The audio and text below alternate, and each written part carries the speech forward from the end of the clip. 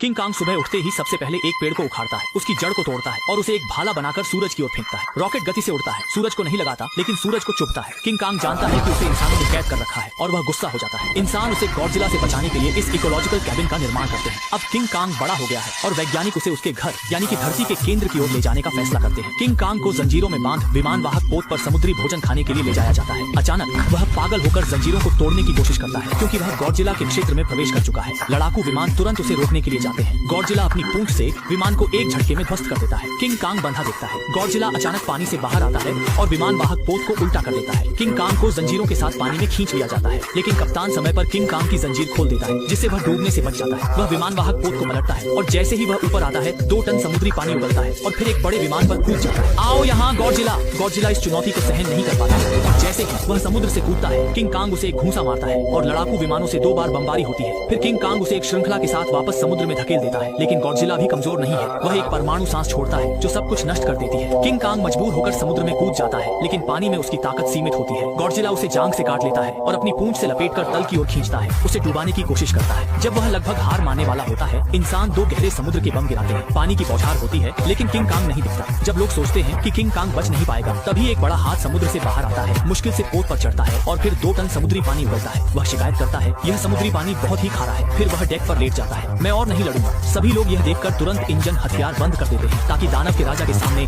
आत्मसमर्पण कर सके। सच में इंजन बंद करने के बाद गॉडजिला समुद्र की सतह पर उभरता है। किंग कांग को ठंडी नजर से दिखता है और फिर समुद्र में गायब हो जाता है। अगर वह समुद्र में नहीं जा सकता तो वह आकाश में जाएगा। कई हेलीकॉप्टर किंग कांग को अंटार्कटिका पहुंचते हैं जहां धरती के केंद्र की ओर एक प्रवेश द्वार है। किंग कांग चुपचाप उसमें कूद जाता है। नीचे 600 से 33,000 मीटर की गहराई में क्या है? क्या पृथ्वी ठोस है या खोखली? क्या धरती के केंद्र में अन्य सभ्यताएं हैं? यहाँ किंग कांग का घर है जहाँ पहाड़, नदियाँ, झरने और हर जगह बड़े दानव हैं। अचानक एक विशाल दानव किंग कांग की जांघ पर हमला करता है लेकिन किंग कांग उसे पकड़ लेता है और पूंछ खींच पटक देता है। फिर वह उसे दूसरी ओर फेंक देता है। तभी एक उड़ने वाला सांप किंग कांग पर हमला करता है, उसकी बांह को काट लेता है और अपने शरीर को लपेट लेता है, पंख फैलाकर मारता है। लोग यह देखकर रास्टबेरी मिसाइलें दागते हैं। किंग कांग मौके का फायदा उठाकर उड़ने वाले सांप को पकड़ लेता है, उसे जमीन पर गिराकर उसके पंख तोड़ देता है और फिर घूंसा मारता है। काम खत्म कर वह ऊर्जा भरने के लिए कुछ खाता है। पेट भरने के बाद किंग कांग आगे बढ़ता है और एक ऊर्जा क्षेत्र में पहुंचता है, जैसे कि कुछ उसे आगे बढ़ने के लिए मार्गदर्शन कर रहा हो। वह हल्के से कूदता है और प्रतिकर्षण ऊर्जा क्षेत्र को पार करता है। धीरे धीरे जमीन पर गिरते हुए किंग कांग एक विशाल पत्थर के दरवाजे के सामने पहुंचा। किंग कांग ने जैसे ही हाथ रखा और जोर से धक्का दिया, पत्थर का दरवाजा खुल गया। लेकिन यह जगह पहले से ही खंडहर में बदल चुकी थी। स्पष्ट रूप से यहाँ एक बड़ी लड़ाई हुई थी। तभी उसने एक कुल्हाड़ी देखी जो गॉडजिला के खोपड़ी पर थी। किंग कांग ने उसे निकाला और फिर सिंहासन पर बैठ गया। कुल्हाड़ी तुरंत नीली रोशनी छोड़ने लगी और पास में एक कुल्हाड़ी के आकार का गड्ढा था जिसमें उसने उसे रख दिया। नीली रोशनी ने गॉडजिला की छवि को प्रकट किया और धीरे धीरे कुल्हाड़ी को ऊर्जा दी। असल में यह कुल्हाड़ी गॉडजिला की पीठ की कटीली फिन से बनी थी। तभी जमीन पर गॉडजिला ने जैसे ही अपने छोटे भाई की ऊर्जा को महसूस किया, उसने एक बार फिर से अपनी परमाणु सांस को इकट्ठा किया और उसे धरती के केंद्र की ओर खींच दिया। धरती के केंद्र में भी जबरदस्त हलचल हुई।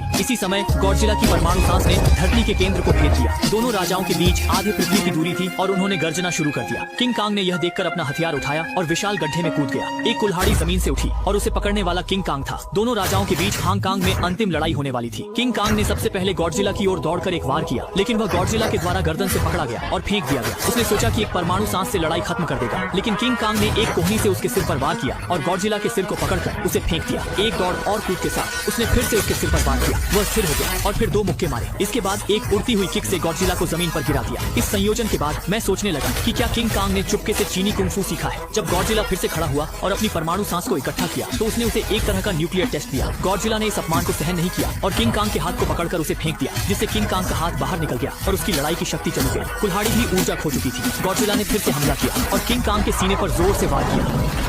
आखिरी बार किंग कांग के सीने पर पड़ा और इस लड़ाई में गॉडजिला जीत गया। उसने विजय की गरज के साथ शोर मचाया। किंग कांग ने भी हार मानने के लिए एक गर्जना की लेकिन गॉडजिला ने उसे मारने का कोई इरादा नहीं किया बल्कि मुड़कर चला गया क्योंकि उसका लक्ष्य किंग कांग नहीं बल्कि मानवों द्वारा बनाए गए मैकेनिकल गॉडजिला था। जब दोनों गॉडजिला मिले तो उन्होंने हमला शुरू कर दिया। मैकेनिकल दानव ने दर्जनों मिसाइलें दागी और गॉडजिला नजदीक आने से पहले ही विस्फोट से चौंक गया। मैकेनिकल दानव ने कूदकर अपने पीछे के थ्रस्टर को सक्रिय किया और पल भर में गॉडजिला को गिरा दिया। वह फिर से खड़ा हुआ और एक परमाणु सांस छोड़ी लेकिन मैकेनिकल दानव ने भी ऐसा ही किया और यह भी नहीं सोचा था कि वह अपनी शक्ति बढ़ा सकता है जिससे गॉडजिला को एक झटके में उड़ा दिया गया और उसकी गर्दन को गंभीर चोट लगी। इस समय किंग कांग ने देखा कि गॉडजिला हार रहा है तो उसने सोचा कि चलो मदद कर देते हैं। वह उठता है है, अपनी डिस्लोकेटेड बांह को एक बड़ी इमारत से टकराता है और उसे सही कर लेता है। इस समय मैकेनिकल दानव गॉडजिला को पकड़कर चारों ओर तबाही मचाता है और फिर गॉडजिला का मुंह खोलकर उसे अंतिम वार देने वाला होता है। तभी किंग कांग आता है और उसके मुंह को आसमान की ओर खींचता है। गॉडजिला यह देखकर बहुत भावुक हो जाता है। दोनों राजाओं ने मिलकर मैकेनिकल दानव के हाथों को पकड़कर उसे गिरा दिया, लेकिन मैकेनिकल दानव की लोहे की देह को कोई दर्द नहीं हुआ। कुछ राउंड के बाद मांस और खून वाले गॉडजिला जल्दी हार गया। फिर किंग कांग ने युद्ध कुल्हाड़ी उठाई और वार किया, लेकिन बिना ऊर्जा की कुल्हाड़ी लकड़ी की छड़ी की तरह मैकेनिकल दानव पर पड़ी। गॉडजिला ने एक परमाणु सांस से किंग कांग की कुल्हाड़ी को ऊर्जा दी। कुल्हाड़ी तुरंत ऊर्जा से भर गई और हल्का सा वार करते ही मैकेनिकल दानव की पूंछ काट दी। फिर एक बार में उसने एक हाथ को भी काट दिया। मैकेनिकल दानव का तेल चारों ओर बिखर गया और उसके टुकड़े जमीन पर गिर गए। अंत में किंग कांग ने उसका सिर काटकर विजय की गर्जना की। अंततः युद्ध खत्म हुआ। किंग कांग थककर जमीन पर बैठ गया। इस समय गॉडजिला आया। थके हुए किंग कांग ने तुरंत उठकर उसे गरजने लगा, लेकिन गॉडजिला ने सिर घुमाकर युद्ध कुल्हाड़ी की ओर देखा। किंग कांग ने भी समझ लिया और कुल्हाड़ी छोड़कर कमजोर पड़ गया। तब गॉडजिला ने मुड़कर चला गया।